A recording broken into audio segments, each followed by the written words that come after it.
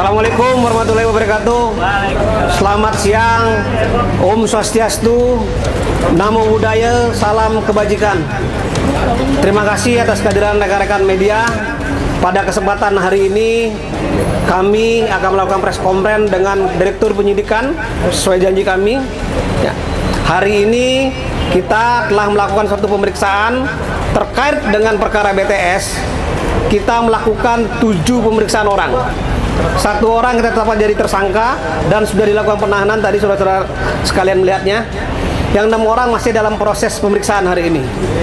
Untuk lebih lengkapnya nanti Pak Dirdik menyampaikan, dan nanti penutupnya juga saya akan menyampaikan hal-hal yang penting terkait dengan perkembangan BTS 4G. Silakan Pak Dirdik. Terima kasih. Assalamualaikum warahmatullahi wabarakatuh.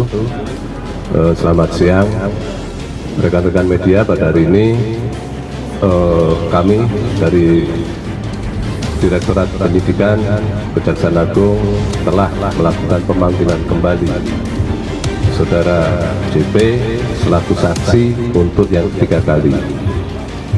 Adapun pemeriksaan kali ini tentunya dalam rangka pendalaman terhadap pemeriksaan 2 yang terdahulu.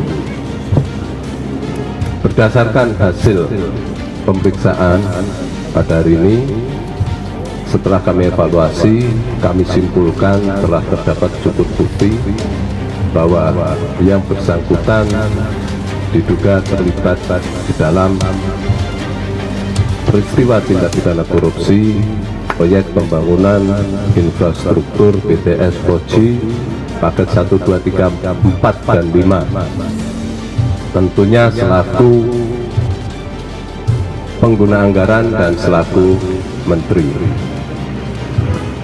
Atas hasil pemeriksaan tersebut, sehingga tim penyidik pada hari ini telah meningkatkan status yang bersangkutan setelah dari saksi menjadi tersangka. Dan selanjutnya terhadap yang bersangkutan kita lakukan tindakan penahanan untuk 20 hari ke depan di Rutan Salemba, Cabang Kejaksaan Agung. Selanjutnya, setelah kami lakukan pemeriksaan, kami pada saat ini juga sedang melakukan penggeledahan di rumah kediaman yang bersangkutan, di rumah dinas Menteri Kominfo dan di kantor Kominfo. Selain itu, hasil dari pemeriksaan ini tentunya akan kita ikuti lagi pemeriksaan pendalaman lebih lanjut untuk melihat apakah perkara ini masih bisa kita kembangkan atau tidak. Mungkin untuk sementara demikian. Terima kasih. Oke, terima kasih. Ada tambahan dengan hasil penghitungan kerugian keuangan negara yang telah kami sampaikan beberapa hari terdahulu. Kasus ini telah menimbulkan kerugian negara sebesar 8 triliun 32 miliar rupiah. Ya. Selanjutnya kami serahkan pada Bapak Kapus Pen. Rekan-rekan sekalian ya, bahwa kasus ini adalah kasus yang sangat strategis sesuai dengan program pemerintah. Ini adalah proyek diperuntukkan untuk orang banyak ya. Maka proyek ini ditempatkan di pusat-pusat yang terluar, terpencil dan terdalam dan terdepan ya. Sehingga ini sangat-sangat dibutuhkan sekali oleh masyarakat, terutama yang mereka tinggal tadi. Untuk itu, kedepannya proyek ini tidak akan berhenti sampai di sini setelah dilakukan satu penyidikan. Kami kejaksaan punya kewajiban, punya tanggung jawab untuk mengawal proyek ini sampai selesai, sehingga program pemerintah untuk kepentingan masyarakat banyak dan masyarakat kecil dapat berjalan dengan baik. Ya, sekarang saya buka pertanyaan, jangan rebutan. Sebentar, kamu nanya dulu. Saya Taufik dari cnnindonesia.com. Izin bertanya Pak terkait dengan kasus ini. Kan tadi disebutkan bahwa kerugian negara dalam kasus ini mencapai 8 triliun. Apakah sudah diketahui berapa nilai korupsi yang dimanfaatkan atau diambil sendiri oleh Johnny J. Plate? Itu yang pertama. Yang kedua, apakah ada aliran dana terkait parpol beliau gitu? Ya, terkait dengan aliran dana dan sebagainya tentu saja saat ini masih kita dalami dan nanti tunggu saja. Makanya kami juga setelah menetapkan tersangka ini kegiatannya tidak berhenti begitu saja. Kita masih melakukan pengumpulan alat bukti yang lain. Ya, kalau nanti ketemu pasti akan kami sampaikan. Ya. Parpol Pak, aliran dana masuk parpol gitu Pak di dalamnya juga Pak. Masih berlangsung Pak penggeledahannya Pak. Penggeledahan sedang berjalan. Pasalnya pasal 2 dan pasal 3 Undang-Undang Tindak Pidana Korupsi.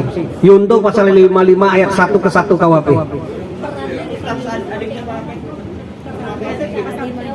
Perannya katanya Pak. Ya, perannya tadi kan sudah sampaikan bahwa yang bersangkutan diperiksa diduga keterlibatannya dalam terkait dengan jabatan yang bersangkutan selaku menteri dan selaku pengguna anggaran. Ya. Ada lagi? Terkait pencairan anggaran dia juga terlibat nggak Pak dalam pencairan tersangka kali ini?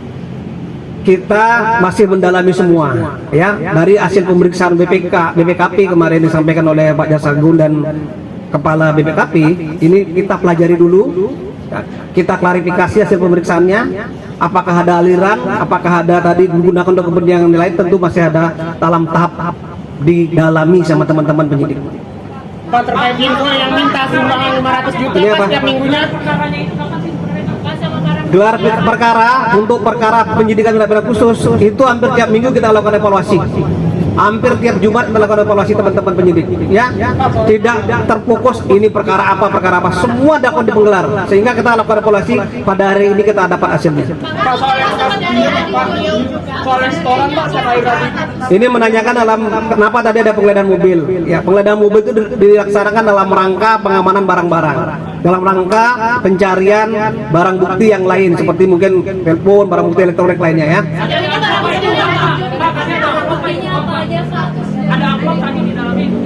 Nanti kita pelajari apa isinya, ya.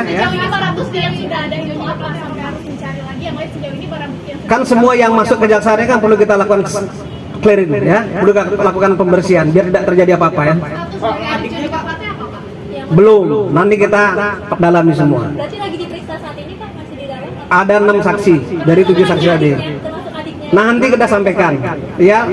Jam 2 kita sampaikan semua hasil pemeriksaannya, belum rilis. Mengkonfirmasi tadi yang 500 juta yang diminta Setoran oleh Sakarabi. dari JJ. Kita masih dalam pendalaman satu-satu. Pak, apakah ada sesuatu yang disita Pak dari Pak Plate? Apakah ada pembekuan aset atau rekening yang dilakukan oleh kejaksaan juga? Terus kemudian boleh dikasih tahu skemanya sedikit Pak kan dari CNN Indonesia ini? Ya, ini semua masih dalam proses, ya. Terkait dengan tadi penyitaan ini masih sedang berjalan karena penyidikan ini masih dalam proses berjalan semua. Silakan Pak. Indikasi TPPU ada Pak? Ya, jadi begini ya.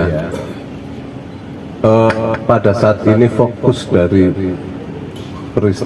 pengungkapan peristiwa pidana korupsi, kita selain penindakan juga pemulihan kerugian negara. Tentunya kegiatan penelusuran aset kita lakukan jauh sebelum hari ini. Itu sudah kita lakukan dan beberapa sudah kita lakukan penyitaan. Dan itu sudah kami sampaikan kan. Nah, ini tentu saja masih bergulir semua. Tapi ada satu titik poin yang harus kita cermati bersama di dalam kasus ini. Kita ingat peristiwa ini dana yang digulirkan proyek senilai 10 triliun sekian. Kerugian negaranya 8 triliun sekian. Nah, ini mungkin perlu harus kita cermati bersama bahwa ini bukan peristiwa pidana biasa. Mungkin demikian ya. Ada dugaan TPPU? Saya kira itu ya rekan-rekan sekalian, ya, pertemuan pada siang hari ini, ya, biar nggak berpanjang lebar lagi, ya. Sekian dan terima kasih. Saya tutup press conference pada siang hari ini. Assalamualaikum warahmatullahi wabarakatuh dan Om Sanjati Om.